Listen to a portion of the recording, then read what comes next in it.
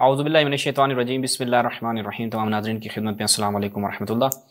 नाज़रीन, एक पॉडकास्ट इरशाद भट्टी साहब जो एक पाकिस्तान के मारूफ़ और मशहूर एंकर हैं और इन्होंने मुख्तलिफ़ उलमा के साथ नशिस्तों का एक सिलसिला शुरू किया है। अब इनकी वो जो नशिस्त है वो हुई है अहले तशय्यो के एक जय्यद आलिम दीन हुज्जतुल इस्लाम वल मुस्लिमीन मौलाना शहनशाह हुसैन नकवी साहब के साथ। तकरीबन 2 घंटे 20 मिनट की वो पॉडकास्ट थी और उसमें कई सवालात जो हैं वो इरशाद भट्टी साहब ने किए। अब उन सवालात में बाज़ मकामात पर जो चीज़ें यानी जो एतराज़ की सूरत में यानी सवाल जो है एतराज़ को सवाल के कालिब में पेश किया गया। कुछ ऐसी चीज़ें थीं कि वक्त की किल्लत, ज़ाहिर बात है वक्त कम होता है और वहाँ पर हर एक सवाल एक ऐसा था कि जिस पे 20-20 25 मिनट आधा घंटा गुफ्तगू हो सकती थी। लेकिन बाज़ मकामात पर जो आगा हैं वो जल्दी से गुज़रे हैं, तो हमने चाहा कि उस एतराज़ को हम मुकम्मल उसको कवर करें और उसका जवाब जो है वो इरशाद भट्टी साहब की खिदमत में भी, ताकि अगर उनके जहन में कोई शुबा इस हवाले से रह गया है तो वो भी दूर हो जाए और नाजरीन अहले सुन्नत नाजरीन भी और अहले तशय्यो नाजरीन के जहन में भी अगर कोई कमी रह गई है तो वो भी मुकम्मल हो जाए, अगर कोई तशनीगी रह गई है जवाब के हवाले से तो वो भी मुकम्मल हो जाए। तो इस हवाले से जो सबसे पहले हम आपकी खिदमत में बयान कर रहे हैं, मुलाहिज़ा फरमाइए भट्टी साहब जो हैं वो क्या कहते हैं, सवाल क्या करते हैं, जवाब क्या है। कोई पैसा है जी, बिल्कुल ठीक। अच्छा सर, इससे पहले कि मैं आगे जाऊँ, यही जो किताब है मल्ला याज़ुल फ़क़ीह अबी जाफ़र मोहम्मद बिन अली बिन अल हुसैन कुमी की जिल्द अव्वल में अजान के बारे में, आपकी जो अजान है उसमें है कि ये जो अजान में आपका इजाफा है ये इजाफा है और लानत फरमाइए जिन्होंने ये इजाफा किया। ये यहाँ पे भट्टी साहब को जिसने भी सवाल दिया, भट्टी साहब आपको जिसने भी ये सवाल दिया, चूँकि आप मजहबी स्कॉलर नहीं हैं, इन बारीकियों से आगाह नहीं हैं, टीम वर्क होता है, कोई मुश्किल नहीं है इसमें, तो आपको जो चीज़ सवाल की सूरत में दी गई या अगर आपने ख़ुद किसी किताब में अहले सुन्नत के हम मुतालिया किया, चूँकि आप अरबी से आशनाई नहीं रखते, आपने कहा कि जिन्होंने इजाफ़ा फरमाया उनके ऊपर लानत की है, ये बिल्कुल नहीं है। पहली चीज़ क्या है, ये बिल्कुल नहीं है, लानत इजाफ़े की वजह से नहीं है। मैं आपकी खिदमत में वही जो सफ़ा आप किबला की खिदमत में पेश कर रहे थे वो मैं सफ़ा आपकी खिदमत में असल किताब से रखूँगा, फिर मैं आपकी खिदमत में तर्जुमा करूँगा। वो लानत खुद उस फ़िरके जो मुफ़व्विदा हैं उनके ऊपर लानत की गई है। ठीक, मैं उसकी वजाहत आगे करता हूँ। तो लिहाजा यहाँ पर आपके सवाल की बुनियाद ही गलत थी, माजरत के साथ आपके सवाल की बुनियाद ही गलत थी। आपको जो बतलाया गया वो दुरुस्त आपकी रहनुमाई नहीं की गई इस हवाले से कि जो आपने सवाल किया वो सवाल ही सिरे से दुरुस्त नहीं था। आगे सुनते हैं। ये उसका मैं पेज लेके आया हूँ, ये जी जी जी मैं मुतवज्जो हूं। हाँ जी, ये वो पेज है जिसमें है कि असल अजान भी इसमें लिखी हुई है, जिसमें ये अली वली अल्लाह और वो बिलफसल खलीफा बिलफसल नहीं है, खिलाफत बिलफसल नहीं है जी। लानत का लफ्ज़ में इसमें मुफव्विज़ा और गालियों ने ऐसा किया है। ये देखिए, मैं आपसे अर्ज़ करूं कि हमारी तमाम ये किताब नहीं, मैं तो आपको और किताब बता देता हूं। ये जैसे मिसाल के तौर पे मैं मान रहा हूं इसको, नहीं मैं माज़रत चाहता हूं, सूले काफ़ी फरोगे काफ़ी। अब यहाँ पे किबला इस इबारत के ऊपर जवाब देने लगे, लेकिन आगे से भट्टी साहब ने जो है वो एक आगे से बात बढ़ा दी और कई किताबों के हवाले शुरू कर दिए। इसलिए अब देखें यहाँ पर क्या है, जो जवाब देना चाह रहे थे किबला वो यहाँ पर अधूरा रह गया, फिर बात किसी और तरफ गई। तो ये जो एतराज़ उसने सवाल रखा था वो अपनी जगह पर बाकी रह गया। आगे चलते हैं। तज़ीबुल अहकाम मल्ला याज़ुल फ़क़ीह की आपकी बड़ी किताबों में से एक किताब है। इसके अलावा भी ये बड़ी किताब है जी, उसके अलावा भी जो हमारी और इन किताबों से लिखा गया है, फुक़हा ने इसको लिखा है। देखें मल्ला ये अज़ान देखिए मन क़ाला ला इलाहा इल्लल्लाह मुहम्मदुर रसूलुल्लाह सल्लल्लाहु अलैहि वसल्लम, जैसे मैं अब देखें यहाँ पर किबला जवाब देने लगे थे, लेकिन भट्टी साहब ने फिर यहाँ पर टोका और ख़ुद से बयान करने लग गए, यानी खुद ही उसकी तबयीन करने लगे कि यहाँ पर यह चीज़ है। जबकि मौलाना ने यहाँ पर बयान किया कि मैं इस चीज़ को मान रहा हूँ, इसकी वजाहत देना चाहता हूँ, आप वो समात फरमाएं। लेकिन बात अभी तक अधूरी है, सवाल अपनी जगह पर अगरचे गलत सूरत में था लेकिन कायम है। माज़रत चाहता हूँ कि ये है अजान, इसमें जो है अल्लाहु अकबर अल्लाहु अकबर अल्लाहु अकबर अल्लाहु अकबर अशहदु अल्ला इलाहा इल्लल्लाह अशहदु अल्ला इलाहा इल्लल्लाह अशहदु अन्ना मुहम्मदर रसूलुल्लाह अशहदु अन्ना मुहम्मदर रसूलुल्लाह हय्या अलल सलाह हय्या अलल सलाह हय्या अलल फलाह हय्या अलल फलाह हय्या अलल खैरुल अमल हय्या अलल खैरुल अमल अल्लाहु अकबर ला इलाहा इल्लल्लाह। जी देखिए, इसमें एक तो मैं हम असली वाली मौजू पे आते हैं कि इस्लाम के लिए, मुसलमान होने के लिए जो हमारा कलमा है ला इलाहा इल्लल्लाह मुहम्मदुर रसूलुल्लाह अली व काना सारा अलामतन लितशय्युह, एक अलामत के तौर पर और एक शनाख्त के तौर पर शुरू हुई। ये कलमा अजानों में कहने जुज के तौर पे हमारे उलमा हमारे फुक़हा इसको नहीं मानते, अलामत के तौर पे मानते हैं, निशानी के तौर पे मानते हैं। जैसे सलवात पहले पढ़ना अजान तो नहीं है, सारे मुसलमान पढ़ रहे हैं इसको, یعنی اکثر مسلمان جب اذان کہہ رہے ہوتے ہیں تو نبی مکرم پہ درود و سلام پڑھتے ہیں، اذان سے پہلے پڑھ رہے ہوتے ہیں، اذان کے ساتھ پڑھ رہے ہوتے ہیں، اذان کے بعد ایک دعا پڑھی جا رہی ہوتی ہے، تو اذان تو نہیں ہوتی مگر اس کے ساتھ پڑھی جا رہی ہوتی ہے۔ لیکن سر اس میں تکفیر یا تقسیم، تکفیر بڑا لفظ ہے، میں اس کی طرف نہیں جاتا، اور میں یقین کریں آپ کی بہت ساری کتابوں میں بہت ساری ایسی چیزیں لکھی ہوئی ہیں کیونکہ میں یہ جو علماء سے ملنے کا سلسلہ اس میں جوڑنے کی بات کی ہے۔ سوال میں ضرور کرتا ہوں کہ یہ میرے اپنے سوال ہوتے ہیں، میرا دل کرتا ہے پوچھوں، لیکن اللہ کرے ہم جڑ جائیں تو کوئی سینکڑوں ایسی چیزیں ہیں صحابہ کرام کے بارے میں، چاروں خلفائے راشدین کے بارے میں، ایسی چیزیں کہ جو میں نے لی نہیں، اس میں پڑھی ضرور، لیکن یہ اس میں تقسیم اور کی بات نہیں ہوتی جب آپ اس طرح بات کرتے ہیں، کیونکہ بہت سارے جیسے ابھی آپ ہمارے ہیں، یہ میں مانتا ہوں کہ آپ ہمارے اور ہمیں اپنے آپ سے پیارے ہیں، اور یہی شیعہ ہمارے ہیں، ہمیں پیارے ہیں، لیکن اس میں حنفی بھی ہیں، دیوبندی بھی ہیں، بریلوی بھی ہیں، کیا وہ تقسیم نہیں ہوتی کہ خلافت بلا فصل کا اعلان جب کرتے ہیں کہ خلیفۃ بلا فصل؟ اب یہاں پہ پھر دیکھیں بات آگے چلی گئی اور علامہ نے نہایت ہی موجز اور مختصر جواب دیا کہ جو اذان میں کہا جاتا ہے وہ جزو اذان کی نیت سے نہیں کہا جاتا، اور اذان میں کلام کرنے کی اجازت ہے، اور خود بذات ہی علی ولی اللہ روایات سے جو ہمارے علماء نے استدلال کیا ہے کہ جب بھی لا الہ الا اللہ محمد رسول اللہ کہا جائے تو علی ولی اللہ آپ نے کہنا ہے، اور جہاں پر پھر اجازت ہو تو وہاں پر کہا جاتا ہے، جیسا کہ ہماری اپنی فقہا کی کتابوں میں اس چیز کو بڑا تفصیل سے بیان کیا گیا ہے۔ اب چلتے ہیں پہلے اس عبارت کی طرف، پھر انشاءاللہ میں آپ کی خدمت میں تفصیل سے اس اذان کے موضوع کو حل کرتا ہوں کہ یہ جو کہا گیا ہے کہ اذان میں اضافہ، اب کیونکہ نقضی جواب یہاں پہ رہ گیا، اہل سنت جس انداز سے اس عبارت کو لیتے ہیں کہ آیا ان کے ہاں اذان ایک ہی ہے، اس میں اختلاف ہے نہیں ہے، یا ان کے ہاں کلام کی اجازت ہے یا نہیں ہے، وہ انشاءاللہ میں تمام فقہی جزیات آج آپ کی خدمت بیان کروں گا۔ یہ پہلے سب سے پہلے جو ہے وہ شیخ صدوق علیہ رحمہ کی عبارت جو بھٹی صاحب نے سوال کیا، اور وہ سوال ہی درست نہیں تھا، من لا یحضرہ الفقیہ، شیخ صدوق علیہ رحمہ رضوان اللہ تعالیٰ علیہ، وہ کیا کہتے ہیں جی، وقال مصنف هذا الکتاب، شیخ صدوق علیہ رحمہ کیا کہتے ہیں کہ هذا هو الاذان الصحیح لا یزاد فیہ ولا ینقص۔ اچھا، اب کہتے ہیں یہ وہ اذان ہے کہ جس میں نہ کوئی زیادتی ہے نہ اس میں کوئی کمی کی جا سکتی ہے، والمفوضہ، توجہ کریں یہ دیکھیں، والمفوضہ لعنہم اللہ، مفوضہ پہ اللہ کی لعنت ہو، ٹھیک ہے بڑی صاحب، جو ایک نہایت باریک فرق جو آپ وہاں پر قائم نہیں کر سکے، اور آپ کا سوال درست نہ تھا، وہ یہ کہ مفوضہ جن پہ اللہ کی لعنت ہو انہوں نے اخبار گھڑی، روایات گھڑی اور اذان میں اضافہ کیا، نہ کہ یہ چونکہ انہوں نے یہ کام کیا تو اس وجہ سے اللہ کی ان پہ لعنت۔ میں مثال دیتا ہوں، میں کہتا ہوں یزید لعنت اللہ علیہ کا لشکر تھا، اب آپ کہیں کہ یزید پہ اس لیے لعنت کر رہا ہوں اس عبارت میں چونکہ اس کے پاس لشکر تھا، نہیں، خود یزید اپنی ذات کے اعتبار سے ایک لعنتی شخصیت ہے، تو میں اس کی طرف ناظر ہوں، نہ کہ اس کے لشکر رکھنے کی وجہ سے اس کے اوپر لعنت کر رہا ہوں۔ تو یہاں پر کیا مفوضہ بذات ہی، چونکہ روایات میں مفوضہ پر یعنی وہ یہ فرقہ ہے جو تفویض کا قائل ہے کہ اللہ تعالیٰ نے جو امور ہیں وہ تکویناً ہوں یا تشریعاً ہوں وہ اہل بیت کے سپرد کر دیے ہیں، اور اللہ جناب دیگے وہ کہتے ہیں سائڈ پہ ہو گیا ہے۔ تو یہ ایک ایسا فرقہ جس پہ ہمارے ہاں ائمہ کی کثرت سے روایات پائی جاتی ہیں، ان کے اوپر لعنت کی گئی ہے، ٹھیک ہے، تو یہ اس وجہ سے تھا، نہ کہ یہ لعنہم اللہ ناظر ہے کس کی طرف، اذان میں اضافے کی طرف، ٹھیک ہے، یہ ایک اہم نقطہ تھا۔ اس کے بعد دوسرا اہم نقطہ کیا ہے اس عبارت میں، وہ یہ کہ اخبار انہوں نے بڑھائی کہ اذان میں جو کیا ہے جی اشہد ان علی ولی اللہ مرتين، یہ 2 مرتبہ کہنا ہے، اس کے حوالے سے وہ کہتے ہیں ولا شک فی ان علی ولی اللہ وانہ امیر المؤمنین حقا وان محمد وعلی صلوات اللہ علیہم خیر البریہ، یہ درست ہے، ولکن لیس ذالک فی اصل الاذان، کیا جی، ولکن لیس ذالک فی اصل الاذان، حق ہے یہ کلمہ اپنی جگہ پر، استحباب ہے، اس کو پڑھنا ہے، اور یہ ہمارے ایمان کا حصہ ہے، وہ ساری چیزیں درست ہیں، ولیکن لیس ذالک فی اصل الاذان، یہ اصل اذان یعنی خود جزو اذان، جس کی مولانا نے بھی وضاحت فرمائی کہ اصل اذان یعنی جزو اذان نہیں ہے، اور وہ بیان کر رہے ہیں، تو لہٰذا ہم اور شیخ صدوق تو اس پلیٹ فارم پر بالکل ایک ساتھ ہیں، ہم اور شیخ صدوق اس پلیٹ فارم پر بالکل ایک ساتھ ہیں سرکار، کہ اصل اذان کا حصہ نہیں۔ اصل اذان کا مطلب کیا ہے، تشریعاً یہ جو اذان ہے یہ اس طرح سے آئی ہے، ٹھیک ہے، اس میں علی ولی اللہ نہیں ہے۔ اب جو علی ولی اللہ پڑھا جا رہا ہے وہ کس نیت سے پڑھا جا رہا ہے، کیا اذان میں کلام کی اجازت ہے یا نہیں ہے؟ اہل سنت کے ہاں بھی، اہل تشیع کے ہاں بھی ہے، اور ہم کہتے ہیں افضل الکلام کیا ہے، ہم امیر المؤمنین کے ولایت کی، ان کے خلافت بلا فصل ہونے کی گواہی دیتے ہیں، اور یہ بھی روایات سے ماخوذ ہے، اور شعار للتشیع بن گیا، ہمارے علماء نے اس کے اوپر من باب شعار اور دیگر جہات سے استحباب کا حکم لگایا، البتہ جزو اذان نہیں ہے، اصل اذان نہیں ہے، ٹھیک ہے جی، یہ نقطہ اہم تھا، لہٰذا ہم میں اور شیخ صدوق میں یہاں پہ کوئی ڈفرنس نہیں ہے۔ اب یہ شیخ صدوق علیہ الرحمہ کی عبارت ہو گئی۔ اس کے بعد جو اگلا نقطہ ہے وہ میں آپ کی خدمت میں بیان کروں۔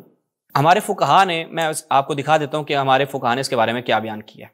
یہ ذرا ملاحظہ کیجئے کہ ایک ایک کر کے میں آپ کی خدمت میں عرض کرتا ہوں کہ ہمارے فقہا کے فتاویٰ کیا ہیں، تاکہ آپ کو یہ واضح ہو جائے کہ اذان میں جو یہ کہا جا رہا ہے کس وجہ سے۔ یہ ملاحظہ کیجئے، امام خمینی، سفیر اگنیشن میں امام خمینی قدس سرہ کیا کہتے ہیں اذان و اقامہ، کہ اشہد ان علی ولی اللہ جزو اذان و اقامہ نیس، یہ اذان اور اقامت کا جز نہیں ہے، لیکن کہتے ہیں بہتر ہے کہ اشہد ان محمد رسول اللہ کے بعد قصد قربت کے ساتھ اس کو کہا جائے۔ اس کے بعد آگے دیکھیں، آیت اللہ العظمی سید علی خامنئی حافظہ اللہ، یہ بھی کیا کہتے ہیں اشہد ان علی ولی اللہ بے عنوان شعار تشیع خوب و مہم ہے، یعنی شعار تشیع کے عنوان سے خوب ہے، مہم ہے، اور قصد قربت مطلقہ کے عنوان سے اس کو کہا جائے۔ اس کا معنی یہی ہوتا ہے، لیکن جزو اذان و اقامت نیست، یہ اذان اور اقامت کا جز نہیں ہے۔ اس کے بعد اگلے مرجع کو دیکھیں، آیت اللہ العظمی فاضل لنکرانی، یہ بھی کیا بیان کرتے ہیں کہ اشہد ان علی ولی اللہ جزو اذان اور اقامہ نہیں ہے، لیکن بہتر ہے کہ قصد قربت سے کہا جائے۔ اس کے بعد آیت اللہ العظمی سید علی سیستانی حافظہ اللہ، یہ کیا بیان کرتے ہیں مسئلہ نمبر 905 کہ اشہد ان علی ولی اللہ جزء اذان و اقامت نہیں ہے، لیکن بہتر ہے کہ قصد قربت سے کہا جائے۔ اس کے بعد آگے ملاحظہ فرمائے، آیت اللہ العظمی وحید خراسانی، یہ کیا بیان کرتے ہیں کہ جزء اذان و اقامت نیست، ٹھیک ہے۔ تو لہٰذا یہاں تک یہ چیز واضح ہو گئی کہ یہ اس کا حصہ نہیں ہے۔ اچھا، خیلی ممنون۔ اب بڑھتے ہیں تھوڑا سا آگے، یہ تو ہمارا تشیع کا مدعا واضح ہو گیا۔ اب شیخ صدوق کی عبارت کو بھی ہم نے آپ کی خدمت میں بالکل واضح بیان کر دیا۔ اب شیخ صدوق جو ہے وہ مفوضہ پہ لعن کر رہے ہیں، چونکہ مفوضہ کے اوپر ہمارے ائمہ نے لعنت کی۔ انہوں نے کیا کیا، روایات جعل کی، روایات گھڑی کہ جو اذان میں علی ولی اللہ کے اضافے پر دلالت کرتی تھی، ٹھیک ہے۔ یہاں پر یہ اس نقطے کو اپنے ذہن میں رکھیں۔ البتہ خود اہل سنت کے ہاں، یعنی بھٹی صاحب آپ کی خدمت میں عرض کروں کہ آپ یہ سوال کبھی اپنے علماء اہل سنت سے بھی رکھیں کہ سر کیا آپ کے ہاں جو روایات میں اذان ملتی ہے وہ ایک طرح کی ہے، ایک نوعیت کی ہے، کہ آپ کے ہاں اذان فقط ایک ہی ہے؟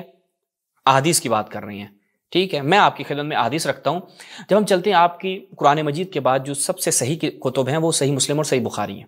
صحیح مسلم میں جب جاتے ہیں تو سرکار آپ کو پتہ ہونا چاہیے بھٹی صاحب، اور کبھی آپ کسی پوڈ کاسٹ میں سوال کریں کہ صحیح مسلم جو مسلم حجاج نشاپوری ہیں، انہوں نے اس کتاب میں باب باندھا صفت الاذان کے نام سے، اور اس باب میں فقط ایک ہی روایت نقل کی، اور اس روایت کے مطابق وہ جو اذان ہے وہ اذان آج جو آپ اذان دے رہے ہیں اس میں زمین اسمان کا فرق ہے۔ کیسے؟ یہ میں آپ کی خدمت میں رکھتا ہوں۔ اور جیسا کہ عرض کیا کہ مسلم نے اس روایت سے احتجاج کیا، یہ ملاحظہ کریں صحیح مسلم سفیر اگنیشن میں، یہ صحیح مسلم، ٹھیک ہے جی، محمد فؤاد عبد الباقی کی تحقیق کے ساتھ جزء اول ہے اس کا۔ اچھا، اس میں جب ہم جاتے ہیں باب صفت الاذان، یہ روایت ملاحظہ کیجئے، ٹھیک ہے جی، کیا کہتے ہیں یہاں پر کہ ان نبی اللہ صلی اللہ علیہ وسلم علمہ ھذا الاذان۔ اب اس اذان میں کیا ہے؟ اللہ اکبر اللہ اکبر، یعنی 2 مرتبہ اللہ اکبر ہے۔ تو کیا آپ اذان میں آج کے زمانے میں 2 مرتبہ اللہ اکبر کہتے ہیں، یا آپ کے ہاں ایسا نہیں ہے؟ تو لہٰذا آپ پوچھیں اپنے علماء سے کہ سر اذان تو رسول نے یہ سکھائی ہے، آپ کون سی اذان دے رہے ہیں؟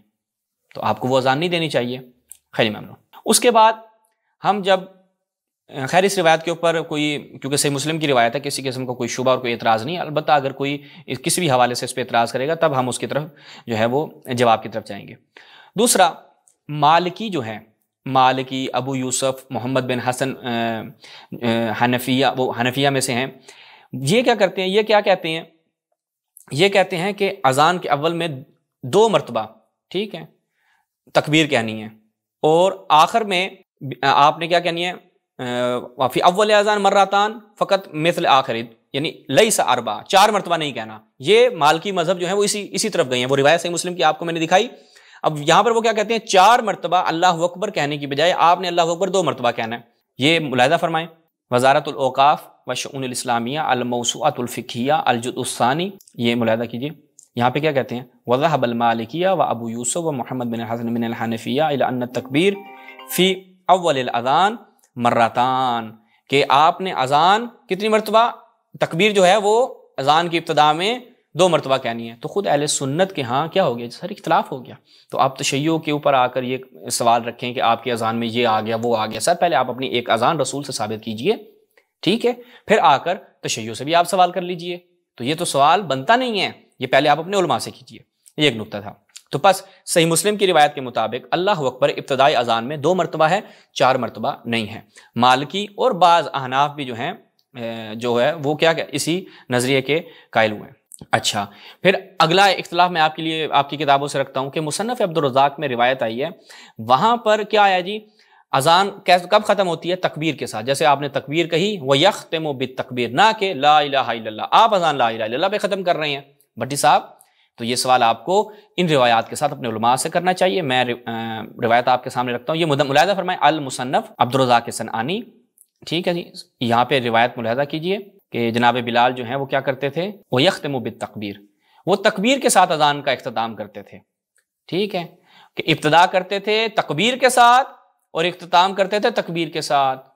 کیا ہے جی؟ اللہ اکبر لا الہ الا اللہ، نہیں، لا الہ الا اللہ کے ساتھ اختتام نہیں ہے سر، تکبیر کے ساتھ ہے۔ تو آج جو آپ اذان دے رہے ہیں ان روایات کو لے کر جائیں اور صحیح روایات ہیں اپنے علماء کی خدمت میں رکھیں، ٹھیک ہے۔ پھر آپ تشیع کی خدمت بھی آئیں کہ سر ہم نے اپنی جو ہماری اذان ہے اس کے اوپر ہم نے اتفاق کر لیا، ہاں اب آپ لوگ بسم اللہ کریں، ٹھیک ہے جی۔ تو اس کے بعد ایک قدم آگے بڑھتے ہیں۔ اچھا، یہ آپ کی اذان کا یہاں تک اختلاف۔ اس کے بعد ایک اور جو چیز ہے وہ آپ کے ہاں وہ یہ پائی جاتی ہے، اللہ اکبر جو اذان میں ہے وہ 3 مرتبہ، اور جو شہادت آپ دیتے ہیں اذان میں وہ بھی 3 مرتبہ، یعنی 4 مرتبہ نہیں ہے۔ آج آپ 4 مرتبہ دے رہے ہیں اور کہہ رہے ہیں اس کے بعد رسول اللہ کی جو آپ گواہی دے رہے ہیں وہ بھی آپ کیا ہے کتنی مرتبہ دے رہے ہیں؟ 2 مرتبہ دے رہے ہیں۔ لیکن یہاں پر جو حضرت ابن عمر سے روایت ہے موطا کی، اس سے میں آپ کو دکھاتا ہوں کہ وہاں پر وہ کیا یکبر فی النداء ثلاثہ ویتشہد ثلاثہ، وہ 3 مرتبہ تکبیر کہتے تھے، 3 مرتبہ شہادت ہے۔ یہ ملاحظہ فرمائے موطا امام مالک۔ اچھا جی، روایت کس کی؟ محمد بن حسن الشیبانی۔ اس میں اب ہم جاتے ہیں، قاہرہ کی یہ چاپ ہے، باب الاذان ہے عن ابن عمر، کیا جی؟ یکبر فی النداء ثلاثہ ویتشہد ثلاثہ، وہ 3 مرتبہ تکبیر کہتے تھے، 3 مرتبہ شہادت دیتے تھے۔ تو یہ حضرت ابن عمر کیا کر رہے ہیں سر؟ یہ تو آپ اہل سنت سے ہٹ گئے، آپ جو اذان دے رہے ہیں وہ اس سے ہٹ کر ہے۔ اب اہل سنت کے ہاں حضرت عبداللہ ابن عمر کا کیا مقام ہے، کتنے وہ جلیل القدر صحابی ہیں آپ کے نزدیک؟ وہ 4 مرتبہ تکبیر کی بجائے 3 مرتبہ کہہ رہے ہیں، 2 مرتبہ شہادت دینے کی بجائے 3 مرتبہ شہادت دے رہے ہیں۔ تو آپ تو رسول اللہ سے آپ کی اذان اس کا مطلب ہے ثابت نہیں ہے، چونکہ آپ کے ہاں تو یہ اختلاف پایا جا رہا ہے، اور یہ تو تقسیم ہو گئی۔ وہ جو تقسیم کر رہے ہیں وہ پہلے اہل سنت کے اندر تقسیم ہے سر، پہلے اہل سنت کو ایک پلیٹ فارم پہ جمع کریں، پھر آپ آ جائیں تشیع کی خدمت میں اور قبلہ شہنشاہ صاحب کی خدمت بیان کریں کہ مولانا ہم نے اتفاق کر لیا، ہم نے رسول اللہ سے ایک اذان لی اور اس اذان پہ ہمارا اتفاق ہے۔ نہیں سر، مالکی آپ کے کوئی اور اذان دے رہے ہیں، احناف اس میں کچھ اور کر رہے ہیں۔ اچھا، پھر یہاں پر ایک اور نقطہ بھی ہے، وہ خیر نہایت علمی اور دقیق نقطہ ہے کہ ان روایات میں جب روایات میں تعارض اور ٹکراؤ ہو جائے تو کیا ہے کہ اذا امکن الجمع بین الاحادیث لم یجوز رد بعضها، تو جائز نہیں ہے کہ ہم بعض کو رد کر دیں جب ان میں جمع کرنا ممکن ہو۔ تو آپ روایات کو جمع کریں گے، اب روایات کو آپ نے جمع کیسے کرنا ہے وہ اب آپ نے دیکھنا ہے۔ اور پھر آپ کہیں گے تعبدی، جو آپ اگر کوئی کہتا ہے کہ اذان تعبدی امر ہے، ایک طرح کی اذان ہے، ٹھیک ہے، تو وہ آ کر کیا کرے ہمارے لیے پیش کرے اور اس حوالے سے آ کے بیان کرے کہ جی سر یہ اذان ہے، یہ تعبدی ہے اور ہمارے ہاں اتفاق ہو چکا ہے، بس اب آپ شیعہ جو ہیں وہ ثابت کریں۔ تو لہٰذا پہلے اپنے اختلافات کو دور کیجئے، پھر تشیع کو کہیے کہ آپ یہ اذان میں کیوں کہہ رہے ہیں، یہ اذان میں کیوں کہہ رہے ہیں۔ پھر ایک اور اختلاف، خیر اختلافات بہت سارے ہیں، میں سارے بیان نہیں، مثلا ترجیح کا اختلاف ہے کہ کہاں پہ آپ نے آواز کو بلند کرنا ہے، کہاں پہ آپ نے خفی رکھنا ہے۔ مثلا بعض اذان کے الفاظ ہیں وہاں پر آپ نے آواز کو بلند کرنا ہے، بعض جگہ پہ آواز کو خفی کرنا ہے، یہ اسے کہتے ہیں ترجیع، ٹھیک ہے۔ اب یہ احناف کے نزدیک مکروہ ہے، مالکی اور شافعیوں کے ہاں سنت ہے، ٹھیک ہے، حنابلہ کے نزدیک مباح ہے۔ یہ بھی ایک فقہی مسئلہ ہے آپ کا، میں اس میں زیادہ تفصیل میں نہیں جانا چاہ رہا۔ اسی طرح آپ کے ہاں اقامت کو لے لیں تو وہاں پر بھی کیا ہے، آپ کے ہاں اختلاف پایا جاتا ہے کہ تکبیر جو ہے وہ اقامت کی ابتدا میں 2 مرتبہ ہے جمہور فقہا کے نزدیک، اور 4 مرتبہ ہے کس کے نزدیک؟ احناف کے نزدیک۔ حنفیوں کے نزدیک کیا ہے؟ 4 مرتبہ تکبیر، یعنی آپ نے اقامت کی ابتدا میں بھی۔ سر آپ کی تو اقامت نماز پہ بھی جا ہی نہیں رہا نا کہ آپ کے یہاں نماز میں کیا ہے، اذان آپ کی وہ اس طرح مشکلات کا شکار ہے۔ اس کے بعد اگلا نقطہ حی علی خیر العمل، ٹھیک ہے جی۔ حی علی خیر العمل جو ہے وہ آپ کے ہاں اس کی کیا صورتحال ہے وہ بھی میں آپ کی خدمت میں رکھ دیتا ہوں کہ آپ کے علماء آپ اپنی اذان میں نہیں کہتے اور آپ کہتے ہیں ہم صحابہ کے پیچھے چلتے ہیں، تو سر یہ صحابہ کے پیچھے چلنا چاہیے نا آپ کو۔ یہ ملاحظہ فرمائیں المحلہ بالآثار الجزء الثانی، اس میں جب جاتے ہیں وقت صح عن ابن عمر وابی امام بن سہل بن حنیف انہم کانوا یقولون فی آذانہم حی علی خیر العمل، تو یہ جو صحابہ تھے جن کے پیچھے آپ نے چلنا ہے، اور حضرت ابن عمر کا کیا مقام ہے اہل سنت کے نزدیک، وہ آپ اپنے علماء سے جا کے پوچھیے، وہ کیا کہتے تھے کہ اذان میں آپ نے حی علی خیر العمل کہنا ہے، یہ کہتے تھے اور یہ ثابت ہے ان سے۔ آگے ملاحظہ فرمائیں سلسلۃ فوائد الحدیثیہ والفقہیہ، ٹھیک ہے، ابو اویس اشرف بن نصر بن صابر القردی،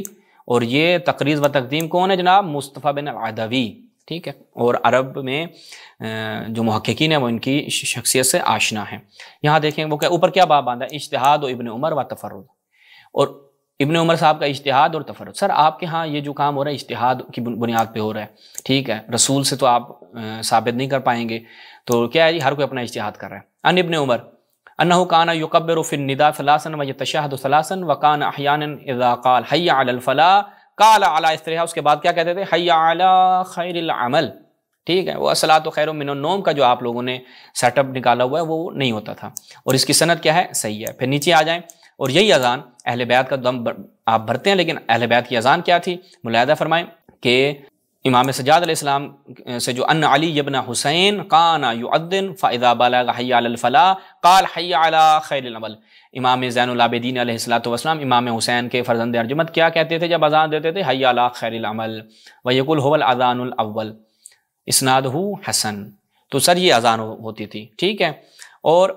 یہاں تک یہ چیز واضح ہوئی کہ حی علی خیر العمل آپ کے اصحاب سے بھی ثابت ہے اور اہل بیت سے بھی ثابت ہے، ٹھیک ہے۔ تو اب یہ حی علی خیر العمل یہ آپ جا کر سوال کریں یہ سر کس نے نکالا؟ اگر رسول سے ثابت نہیں ہے تو پھر حضرت ابن عمر کا کیا بنے گا؟ امام زین العابدین کے اوپر آپ کیا حکم لگائیں گے؟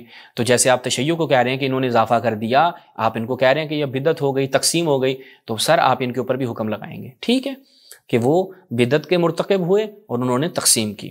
اچھا، اس کے بعد صحیح بخاری سے میں آپ کو روایت دکھاتا ہوں، وہاں پر پورا ایک باب باندھا گیا، اس پہ آپ نے دقت کرنی ہے۔ جو میں نے ابتدا میں بات کی تھی نا کہ کلام کی اجازت ہے، روایات میں آیا ہے کہ اذان کے دوران آپ کلام کر سکتے ہیں، نماز میں کلام کی اجازت نہیں ہے۔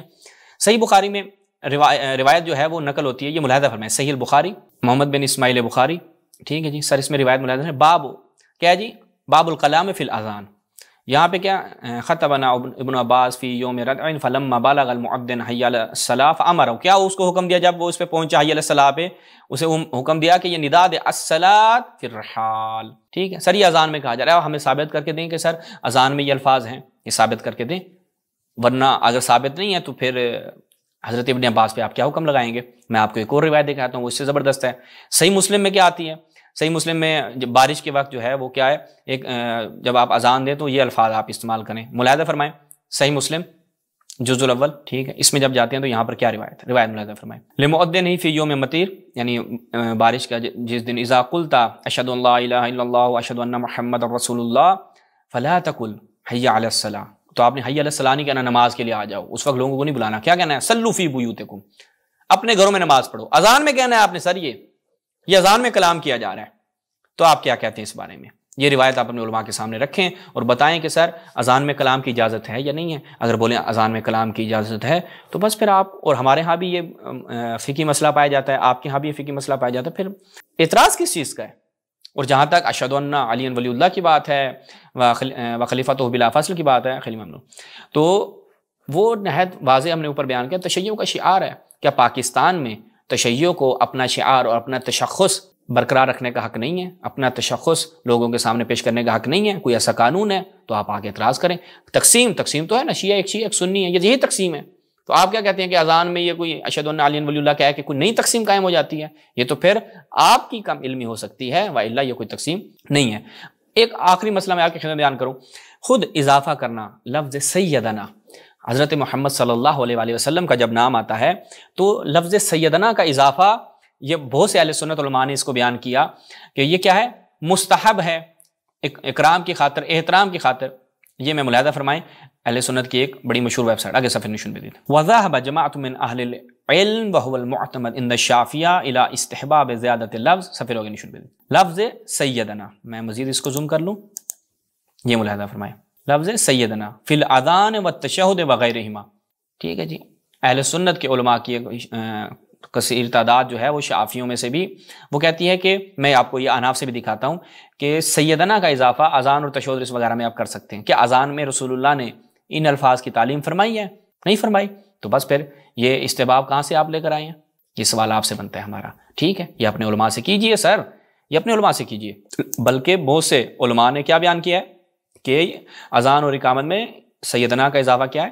مستحب ہے. اس کے علاوہ خود علماء نے اس حوالے سے کتاب لکھی ہے، وہ میں کتاب آپ کو دکھا دیتا ہوں، اور آپ کے احناف کے ہاں بھی اس کے استحباب کے حوالے سے ملتا ہے. جیسے میں آپ کو دکھاتا ہوں اس حوالے سے، یہ کتاب ملاحظہ فرمائیں جی، ایسا فرمائیں تشریف الاذان بعدلت استحباب السیادہ عند اسمہ صلی اللہ علیہ الصلوۃ والسلام فی الصلاۃ والاقامہ والاذان. ٹھیک ہے، کون ہے؟ احمد بن محمد بن صدیق الغماری الحسنی رضی اللہ تعالیٰ عنہ.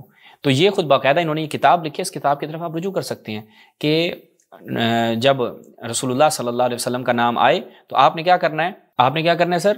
سیدنا لگانا ہے.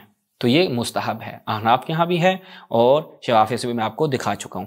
اس کے بعد اس سے ہٹ کے ایک مسئلہ کیا ہے، وہ یہ کہ امام نووی نے اس چیز کو بیان کیا کہ یہ جو اذان میں ہم کہہ رہے ہیں کہ آپ نے، میں اگر صفحہ نشین میں جی، یہ ملاحظہ فرمائیں المجموع شرح المہذب کس کی ہے؟ امام نووی کی. وہ کیا کہتے ہیں؟ مکروہ ہے یکرہ ان یقال فی الاذان، کیا کہنا ہے جی؟ حی علی خیر العمل. حی علی خیر العمل اذان میں کہنا مکروہ ہے، حرام نہیں ہے. اگر یہ اضافہ ہے پھر وہ کہتے ہیں کیونکہ یہ رسول سے ثابت نہیں ہے، اب یہ مکروہ کیوں کہہ رہے ہیں؟ وہ کہتے ہیں چونکہ ابن عمر خود کہہ رہے ہیں کہ علی ابن حسین وغیرہ جو ہے وہ یہ ان سے یہ چیزیں ملتی ہیں، انہوں نے زیادتی یعنی جو الفاظ ہیں اس کو اذان میں بیان کیا ہے وغیرہ وغیرہ وغیرہ، لیکن مکروہ ہے، حرام نہیں ہے. تو سر مکروہ ہے، مکروہ کا مطلب کیا ہوتا ہے؟ اگر آپ کریں تو کوئی ایشو نہیں ہے، یعنی آپ کو گناہ نہیں ہوگا. تو سر جب ایک چیز کا آپ کے نزدیک بھی کوئی چیز اضافہ کر دی اذان میں، کوئی گناہ نہیں ہے، تو پھر یہ آپ آ کے تشیع سے سوال کر رہے ہیں، تو یہ آپ کا سوال نہیں بنتا. پہلے آپ اپنی ایک اذان اور ایک نماز پہ آپ لوگ جمع ہو جائیں کہ ہم جی رسول اللہ کے پیچھے چلنے والے، ہم اہل سنت ہیں، اور ہم نے اپنی سنت جو ہے وہ کہاں سے لیا؟ رسول اللہ کی سنت پہ چلنے والے کو اہل سنت کہا جاتا ہے. یہ ہماری اذان ہے سر، نہ آپ کی اذان ایک ہے سر، نہ آپ کی نماز ایک ہے. صحیح ہو گیا.